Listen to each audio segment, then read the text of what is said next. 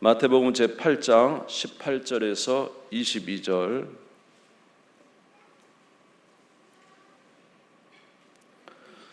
네, 27절까지 읽어야 되는데 마태복음 8장 18절에서 22절까지만 읽도록 하겠습니다. 예수께서 무리가 자기를 에워싸는 것을 보시고 건너편으로 가기를 명하시니라. 한 서기관이 나와 예수께 아뢰되 선생님이여 어디로 가시는지 저는 따르리이다. 예수께서 이르시되 여우도 굴이 있고 공중의 새도 거처가 있으되 인자는 머리 둘 것이 없다 하시더라. 제자 중에 또 한 사람이 이르되 주여 내가 먼저 가서 내 아버지를 장사하게 허락하옵소서. 예수께서 이르시되 죽은 자들이 그들의 죽은 자들을 장사하게 하고 너는 나를 따르라 하시니라. 아멘. 지난주에 우리는 이제 마태복음 8장에 있어서 예수님께서 일으키시는 기적에 대해서 잠깐 보았습니다. 예수님께서 세 명의 환자를 치료하시죠. 첫 번째는 나병 환자, 주께서 원하시면 저를 깨끗하게 할 수 있습니다라고 왔던 나병 환자를 치료하셨고요. 또 이제 한 명은 백부장의 하인, 그래서 중풍병이 걸렸는데 백부장이 대단한 믿음으로 말씀만 하옵소서 그러면 치료될 것입니다. 예수님이 그 믿음을 칭찬하시며 치료하셨습니다. 세 번째로는 베드로의 장모의 열병, 거의 죽을 위기에 있었던 장모의 열병을 치료하심으로 예수님께서 병자를 고치시는 그 놀라운 기적들을 보았습니다. 사실 마태복음 5장, 6장, 7장은 산상수훈으로 예수님께서 진리의 말씀을 선포하셨고요. 그 다음 마태복음 8장 1절에서 17절의 내용은 예수님께서 이제 질병 있는 자를 치료하심으로 말미암아 은혜의 말씀이 선포되고 그 다음에 병자를 치료하는 능력이 나타나니까 많은 사람들이 예수를 쫓아서 오늘 마태복음 8장 18절에 보니까 많은 사람들이 에워쌌다 이렇게 되어 있습니다. 예수께서 무리가 자기를 에워싸는 것을 보시고 건너편에 가기를 명하시니라. 무리가 막 예수님을 에워싸니까 이제 건너편으로 건너가려고 배를 타고 건너가려고 하십니다. 그럴 때에 한 서기관이 예수님께 와서 이렇게 말을 합니다. 마태복음 8장 19절입니다. 한 서기관이 나와 예수께 아뢰되 선생님이여 어디로 가시든지 저는 따르리이다. 이제 서기관은 율법학자거든요. 그러니까 사실은 율법학자는 대부분 예수님을 이렇게 반대하며 예수님을 이렇게 바리새인과 함께 예수님에 대해서 안 좋은 편견과 또 말을 했었는데 여기 서기관은 예수님의 말씀이 은혜롭고 병자가 치료되니까 감동을 받았던 것 같아요. 그래서 예수님께 와서 예수님 당신이 어디로 가시든지 저는 따르겠습니다. 선생님 어디로 가시든지 저는 따르겠습니다. 이렇게 말을 했습니다. 그럴 때 예수님께서 하시는 말씀이 제가 생각할 때 내가 하는 말이 무엇인지 아느냐 그러면서 마태복음 8장 20절입니다. 우리 같이 읽겠습니다. 시작. 예수께서 이르시되 여우도 굴이 있고 공중의 새도 거처가 있으되 인자는 머리 둘 곳이 없다 하시더라. 예수님께서 말씀하시기에 여우도 굴이 있고 공중의 새도 거처가 있으되, 그러니까 다 집이 있다는 거죠. 여우도 집이 있고 새도 집이 있지만 인자는 머리 둘 곳이 없다. 다시 말해서 거처할 집이 없다는 거예요. 그러니까 예수님은 너가 나를 따라오려 하느냐? 나는 내가 따라서 너희가 어떤 좋은 것을 경험할 걸로 생각하지 말아라. 나는 사실 집도 없다. 근데 사실 예수님 생각해 보니까 예수님이 집이 없어요. 예수님이 태어날 때 어디에 태어났어요? 말구에 태어나셨죠. 돌아가실 때 어디에 묻혔어요? 자기 땅에 묻히지도 않고 아리마대 사람 요셉의 무덤에 묻혔어요. 그러니까 예수님은 일평생 집이 없어요. 물론 이제 초기에는 목수로서 일을 하셨지만 말입니다. 그가 예수님이 늘 사시던 건 구유에 태어나셔서 늘 이제 주의 인도를 따라 살아가다가 마지막에는 이제 남의 무덤에 묻혀서 돌아가시는 정말로 거처가 없는 생활을 하셨습니다. 그러면서 이 사람에게 말하기를 네가 나를 따라오라 하느냐? 다 짐승도 거처가 있지만은 나는 머리 둘 곳이 없다. 그래도 나를 따르겠느냐? 이렇게 말씀을 하시는 것입니다. 아마 이 서기관이 어떻게 행동했는지에 대해서는 나와 있지 않습니다. 두 번째로 예수님이 또 건너편으로 건너가려고 하실 때에 한 제자가 나타나서 이야기합니다. 예수님, 제가 예수님을 따르겠습니다마는 그런데 우리 아버지가 돌아가셨습니다. 아버지 장례를 마치고 이제 따르겠습니다. 이렇게 이야기합니다. 마태복음 8장 21절입니다. 제자 중에 또 한 사람이 이르되 주여 내가 먼저 가서 내 아버지를 장사하게 허락하옵소서.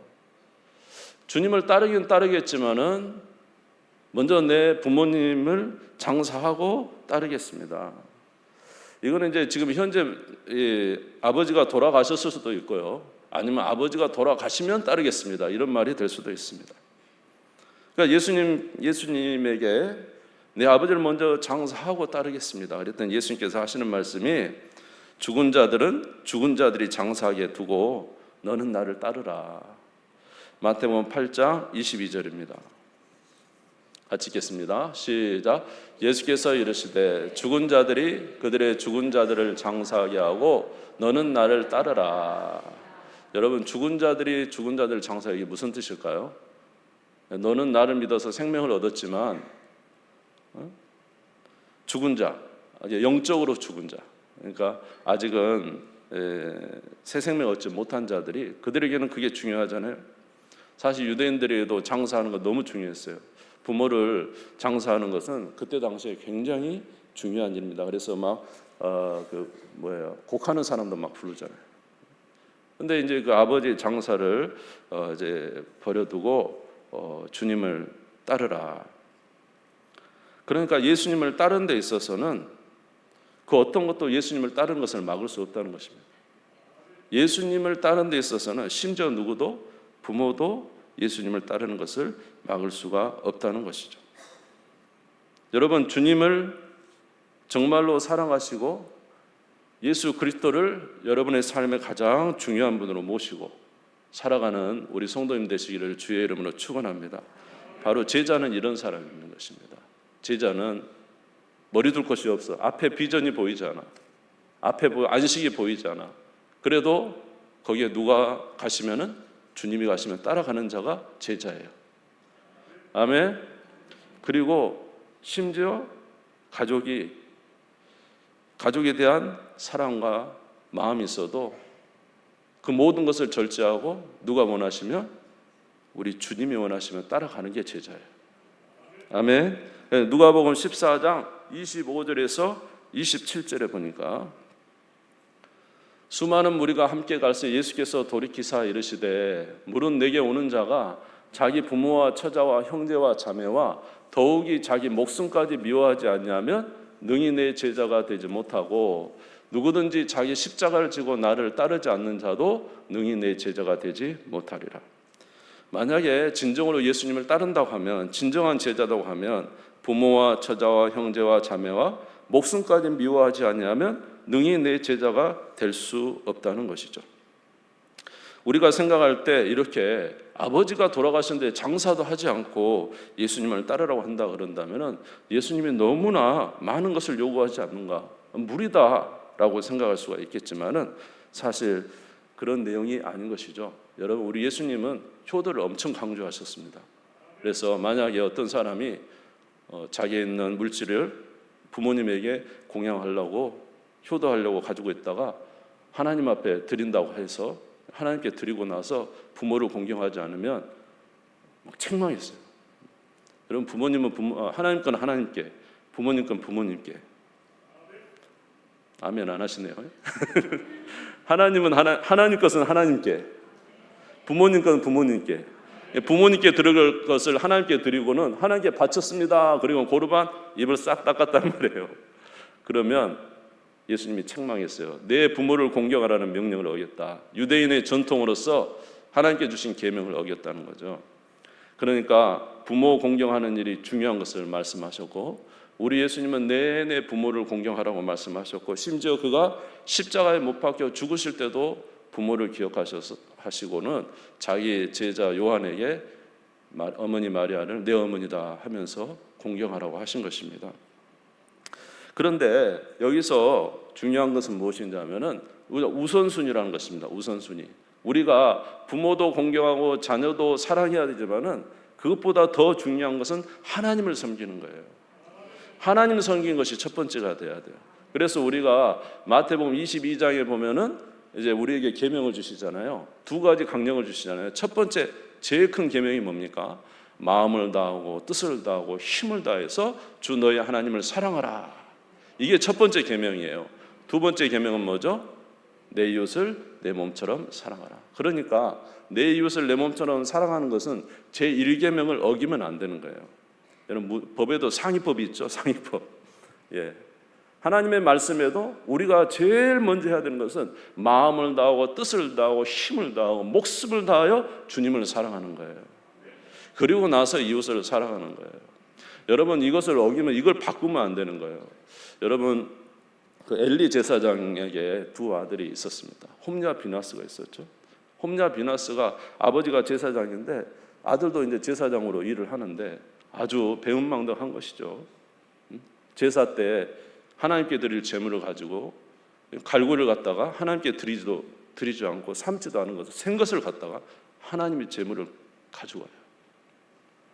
하나님 멸시한 거죠. 제사를 멸시하는 거예요. 그리고 회막에 수종드는 여인과 동침했어요. 그러면 아버지가 하나님께 범죄하면 어떻게 되겠습니까? 사람과 사람 사이의 관계는 중지에서 해결될 수가 있지만은 하나님께 범죄하면 이걸 어떻게 하겠습니까? 그러면 자식을 확실하게 따끔하게 야단을 치고 혼을 내주고 벌을 줘야 되는 게 마땅하지 않아요? 그런데 엘리가 자녀들에게 그러면 안 된다 이러고 끝냈단 말이에요. 하나님은 중심을 보시잖아요. 보면서 엘리가 누구보다 하나님보다 자녀를 더 사랑한 것이 보였어요. 그러니까 하나님께서 엘리 제사장에 책망하면서 너희 집의 제사장이 이제 끊칠 것이라고 말합니다. 사무엘상 2장 29절에서 30절입니다. 사무엘상 2장 29절에서 30절 말씀 있을까요? 사무엘상 2장 29절에서 30절 말씀. 예. 같이 한번 읽을까요? 시작. 너희는 어찌하여 내가 내 처소에 명령한 내 재물과 예물을 밟으며 내 아들들을 나보다 더 중히 여겨 내 백성 이스라엘이 드리는 가장 좋은 곳으로 너희를 살찌게 하느냐. 그러므로 이스라엘 하나님 나 여호와가 말하노라. 내가 전에 내 집과 내 조상의 집이 내 앞에 영원히 행하리라 하였으나 이제 나 여호와가 말하노니 결단코 그렇게 하지 아니하리라. 나를 존중히 여기는 자를 내가 존중히 여기고 나를 멸시하는 자를 내가 경멸하리라. 그래서 중요한 것은 우리의 마음이 부모 공경하지 말라는 것도 아니고 자녀 사랑하지 말라는 것도 아니에요. 당연히 부모님 공경하고 자녀 사랑해야 되는데 중요한 건 우리 중심이 어디 있느냐는 거예요. 먼저가 어디 있냐는 거예요. 여러분 마음속에 정말로 하나님 섬기는 것이 가장 먼저 있습니까? 아멘. 예. 언제든지 하나님 섬기기 가장 먼저인 거예요. 아멘. 그래서 하나님을 공경하는 가운데 누구를 공경해야 돼? 부모님을 공경해야 돼. 하나님을 가장 공경하는 가운데 자녀를 사랑해야 돼. 그래야 그 사랑이 온전한 거예요. 하나님 무시하고 자녀 막 사랑하고 하나님은 온데간데 없고 부모님 사랑해서 막 부모님한테 막 그러면 그 사랑이 좋을 것 같죠? 오류가 있어요. 허점이 있어요. 잘못되는 거예요. 나중에 보면은 막 이게 잘못돼가지고 얼마나 많은 부작용을 일으킨지 몰라요. 정말로 우리가 부모님을 공경하고 정말로 내 아내를 사랑하고 남편을 사랑하고 정말로 내 자녀를 진정으로 사랑한다고 하면 이 법을 지켜야 돼요. 마음을 다하고 힘을 다하여 아멘. 정성을 다하여 하나님을 사랑해야 됩니다. 그 사랑 안에서 가족을 봐보세요. 그 사랑 안에서 부모를 대해야 돼요. 그 사랑 안에서 자녀를 대해야 돼요. 그 사랑 안에서 여러분 아내와 남편을 대해야 돼요. 그럴 때 그게 진정한 사랑이 되고 이게 정말로 좋은 사랑이 되는 거예요. 열매를 많이 맺을 수 있어요. 할렐루야. 그래서 에베소 6장 4절을 한번 보겠습니다. 에베소서 6장 4절입니다. 같이 읽겠습니다. 또 아비들아 너희 자녀를 노엽게 하지 말고 오직 주의 교훈과 훈계로 양육하라. 무엇으로 양육하라고요? 그냥 사랑으로 하지 않아. 내 개인적인 사랑이 아니라 주의 교훈과 훈계로 양육하라. 에베소 6장 1절을 보겠습니다. 에베소 6장 1절 같이 읽겠습니다. 시작. 자녀들아 주 안에서 너희 부모에게 순종하라. 이것이 옳으니라. 할렐루야. 주 안에서 부모에게 순종할 때 그것이 진정한 사랑이 되고 효과적인 사랑이 되고 진정한 열매를 맺게 되는 거예요. 그러니까 오늘 여기서 말하는 제자에게 너는 내 아비의 장례를 놔두고 너는 나를 따르라. 이것은 굉장히 예수님이 너무 많은 것을 바라시는 거라고 생각하는지 모르지만 그렇지 않습니다. 이렇게 살면 하나님께서 모든 것이 협력하여 선을 이루게 해주시고 그 과정을 더 복되게 해주시는 것입니다. 저와 여러분의 삶의 우선순위가 어떻게 되었느냐라는 것이죠. 그래서 이런 말씀을 보면은 우리가 주님을 따르는 일은 그저 우리에게 안락한, 예수님을 따르기 때문에 안락한 것이 준비되어 있고 좋은 집이 준비되어 있고 물질이 준비되어 있고 모든 집안의 행복과 그냥 잘 되는 것이 있는 것이 예수님 따르는 거 아니에요. 예수님을 따르는 것은 앞날에 어떤 것이 예비되었든지 상관없이 예수님을 믿는 것입니다. 그분을 의지하는 것입니다. 이것이 바로 예수를 믿는 것입니다. 여러분, 예수를 믿는다는 것은 다른 어떤 것보다도 예수님을 사랑하는 것, 이것이 바로 진정으로 예수 그리스도를 믿고 따르는 제자의 삶이 되는 거예요. 여러분, 주님 따르시기를 주의 이름으로 축원합니다. 여러분의 삶에는 주님을 따를 준비가 되어 있습니까? 여러분, 어떤 환난과 어려움 속에서도 하나님 한 분, 예수 그리스도 한 분만으로 만족하고 주님을 따를 준비가 되어 있습니까? 성경에서 말하기를 예수님과 우리는 결혼한 사이라고 해요. 결혼한 사이.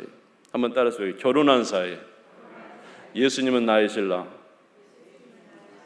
요새는 장가를 안 가니까 모르는데 예수님은 나의 신랑, 나는 예수님의 신부. 이게 성경에서 말하는 예수님과 성도와의 관계예요. 아멘. 에베소 5장 30절에서 32절.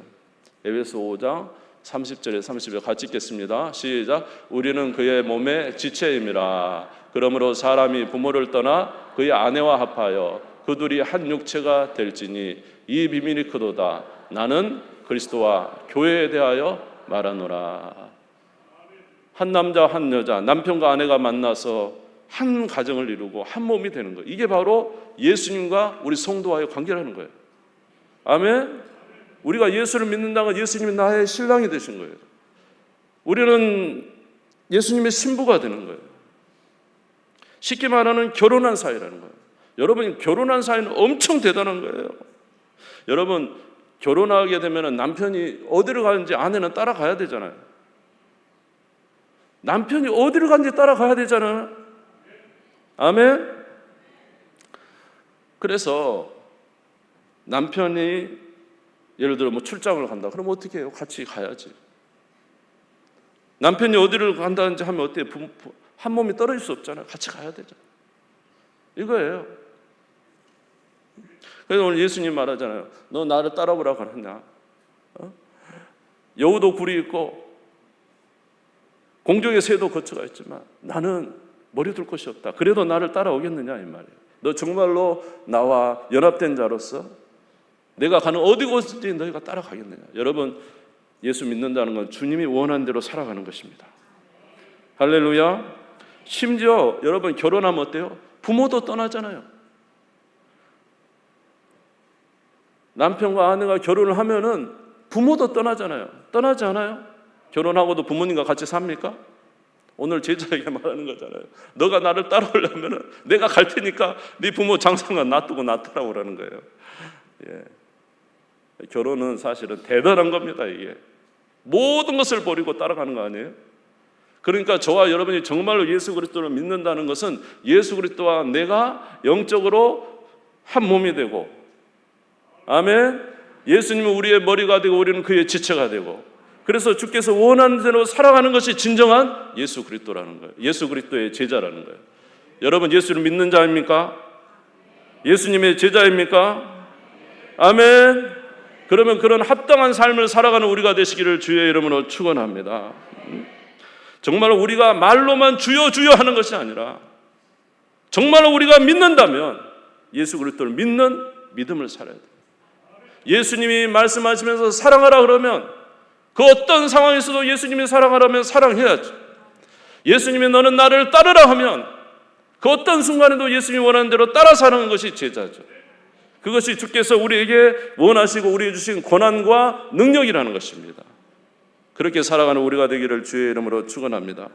로마서 6장 4절에서 5절에 보면은 우리가 그리스도와 함께 연합되었다 이렇게 말하고 있어요. 다시 읽겠습니다. 시작. 그러므로 우리가 그의 죽으심과 합하여 세례를 받음으로 그와 함께 장사되었나니 이는 아버지의 영광으로 말미암아 그리스도를 죽은 자 가운데 살리신과 같이 우리로 또한 새 생명 가운데 행하게 하려 함이라. 만일 우리가 그의 죽으심과 같은 모양으로 연합한 자가 되었으면 또한 그의 부활과 같은 모양으로 연합한 자도 되리라. 할렐루야.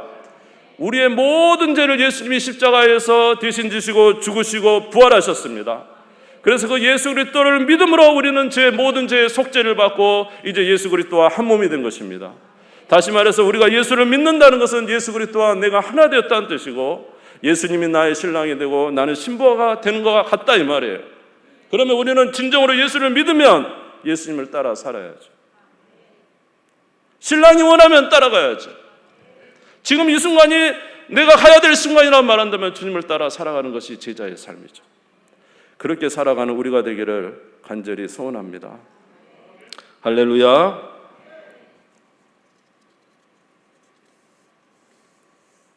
이렇게 제자는 어떤 것인가를 알려주신 예수님께 이제 이 말씀을 듣고 예수를 따르는 자들이 생겼어요. 마태복음 8장 23절에 이제 예수님을 따라서 바다를 건너갑니다. 마태복음 8장 23절 배에 오르심에 제자들이 따랐더니 누굴 따랐어요? 예수님을 따라 살았어요. 근데 예수님을 따라 사는데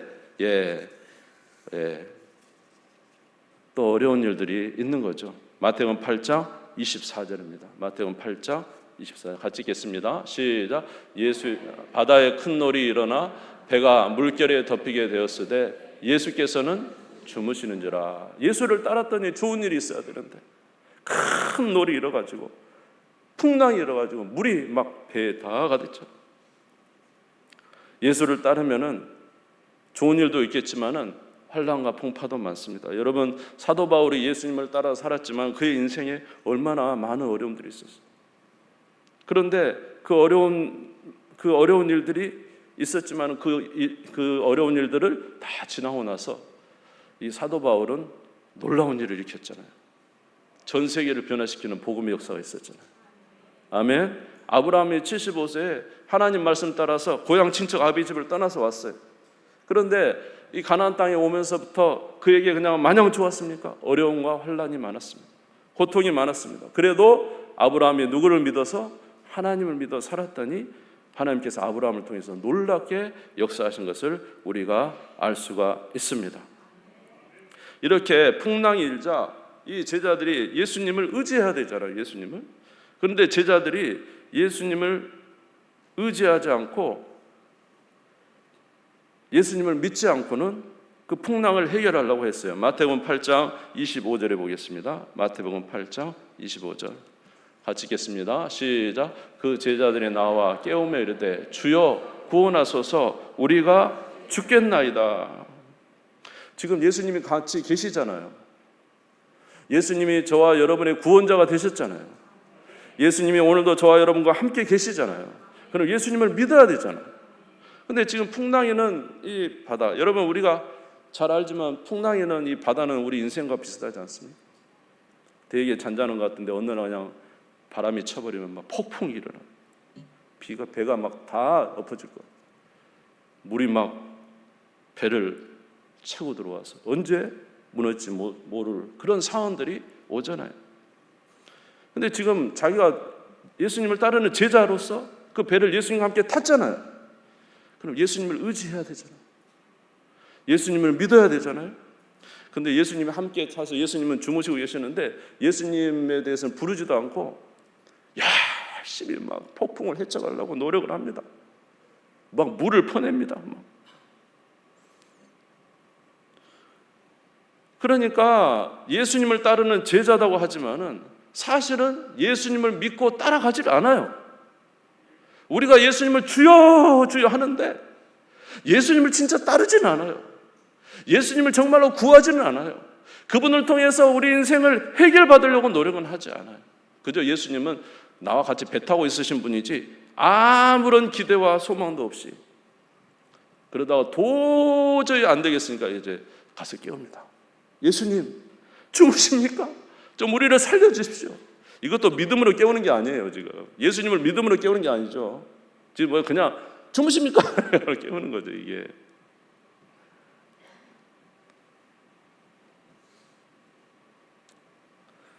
우리가 예수님을 주님이라고 하지만 진짜로 의지하지 않습니다. 예수님을 믿고 어디든지 가시니 따라가겠습니다라고 말하지만 진짜 우리에게 잘 곳이 생기지 않고 정말 어려운 상황이 되면은 예수님을 믿는 것은 다 없어졌어요.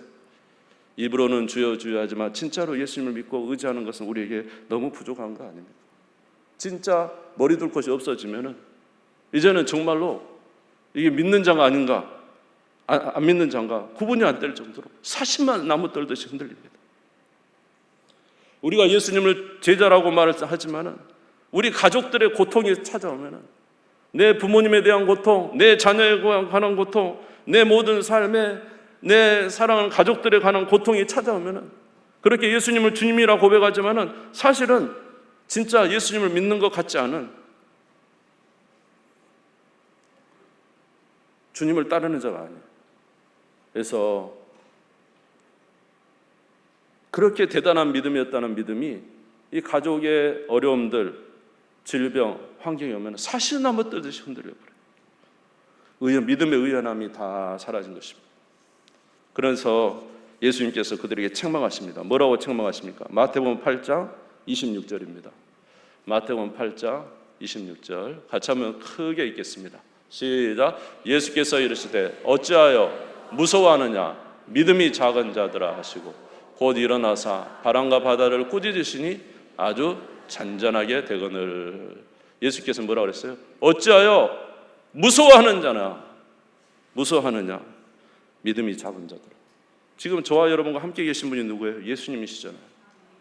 아멘. 여러분 그분 믿으면 되잖아요. 그분이 역사하실 거잖아요. 여러분 예수님이 어떤 분이라고 했어요? 마태복음 8장 27절 볼게요. 오늘 뭐라 해야 돼? 바람과 바다를 꾸짖으시니 잠잠해요.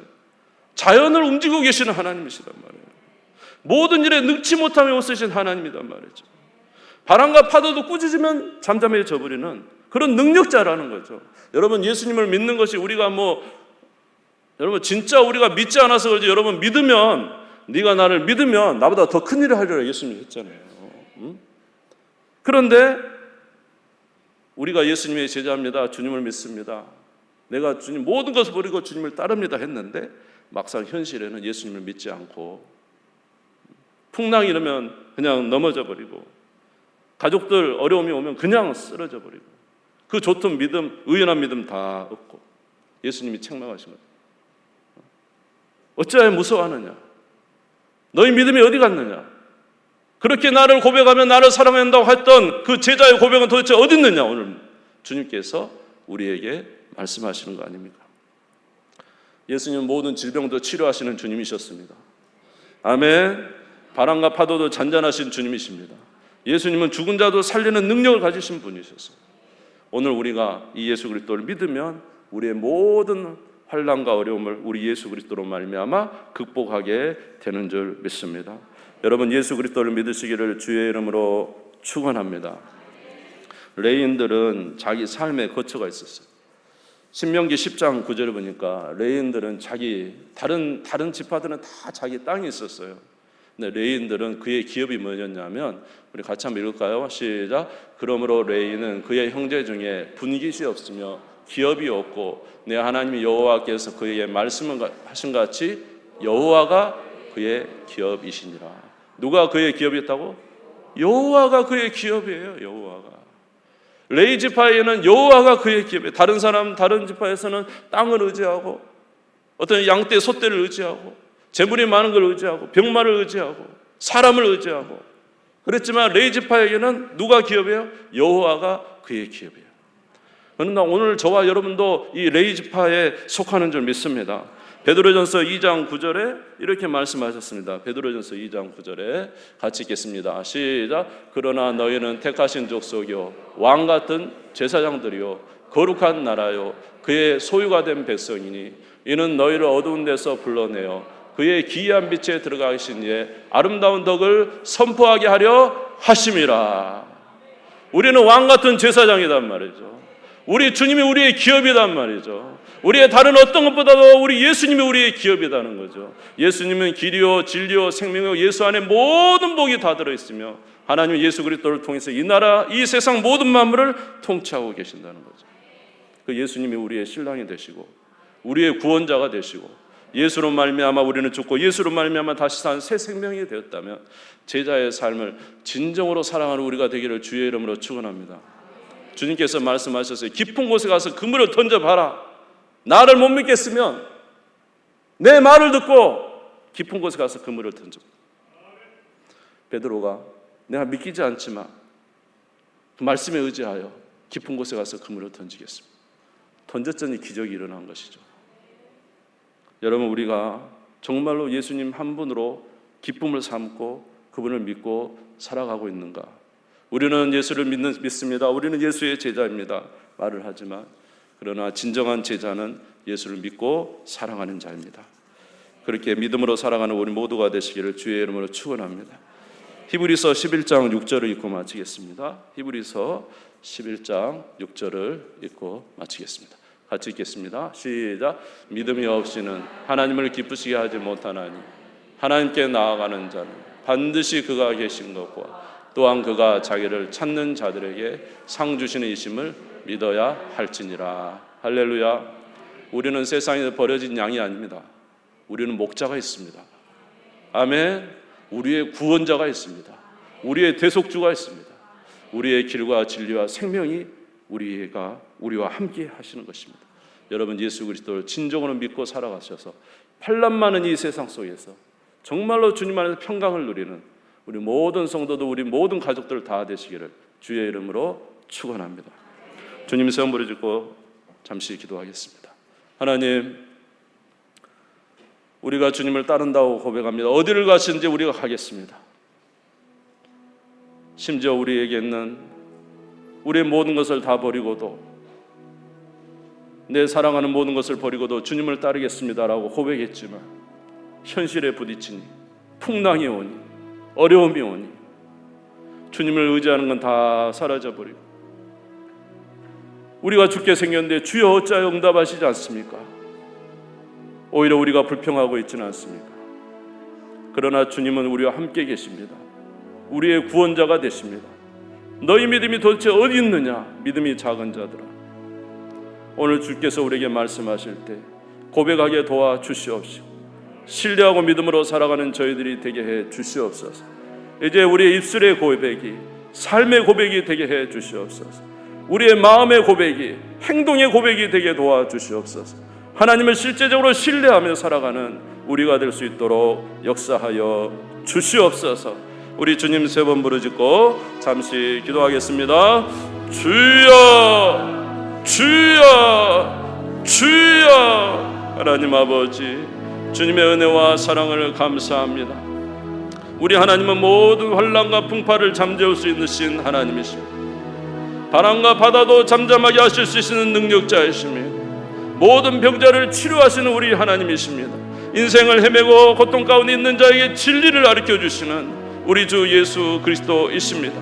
하나님 아버지, 진정으로 주를 믿고 살아가게 하여 주시옵소서. 오늘 내가 머리 둘 것이 없어도 나를 쫓아오겠느냐 말씀하실 때 아멘 주 예수여 우리가 주를 쫓겠습니다라고 고백하게 하옵소서. 내가 내 부모와 처자와 형제와 모든 것을 버리고 나를 쫓을 수 있겠느냐 말씀하실 때 아멘 주 예수여 내가 주를 믿사오니 주를 의지하며 살아가겠습니다 라고 고백할 수 있는 우리가 되게 해 주시옵소서. 모든 환난과 풍파가 올 때도 여전히 의연하게 믿음으로 하나님을 바라보고 예수 그리스도를 믿음으로 말미암아 살아가는 저희가 되게 해 주셔서 평강을 주시는 우리 주 예수 그리스도로 말미암아 감사하게 하시고 하나님의 놀라운 기적을 보게 하여 주옵시고 구원의 역사를 체험하는 우리가 되게 해 주시옵소서. 오늘도 저희들 가운데 함께 하심을 감사드립니다. 주님 감사합니다. 오직 믿음으로 주 앞에 나아가기를 원합니다. 우리를 도와 주시옵소서. 믿음으로 살게 도와 주시옵소서. 예수님의 이름으로 기도드리옵나이다.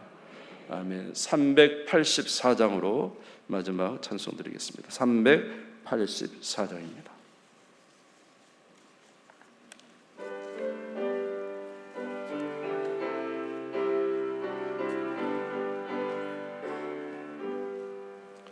나의 갈 길 나가도록 예수 인도하시니 내 주 안에 있는 긍휼 어찌 의심하리요. 믿음으로 사는 자는 하늘 위로 받겠네. 무슨 일을 만나든지 만사형통하리라. 무슨 일을 만나든지 만사형통하리라. 나의 갈 길 다가도록 예수 인도하시니 어려운 일 당한 때도 조카를 해주시네. 나는 심히 고단하고 영혼 매우 가난하. 나의 앞에 반석에서 샘물 나게 하시네. 나의 앞에 반석에서 샘물 나게 하시네. 나의 갈 길 다가도록 예수 인도하시니 그의 사랑 어찌든지 말로 할 수 없도다. 성령 감화 받은 영혼 하늘 나아갈 때에 영영 부를 나의 찬송 예수 인도하셨네. 영영 부를 나의 찬송 예수 인도하셨네.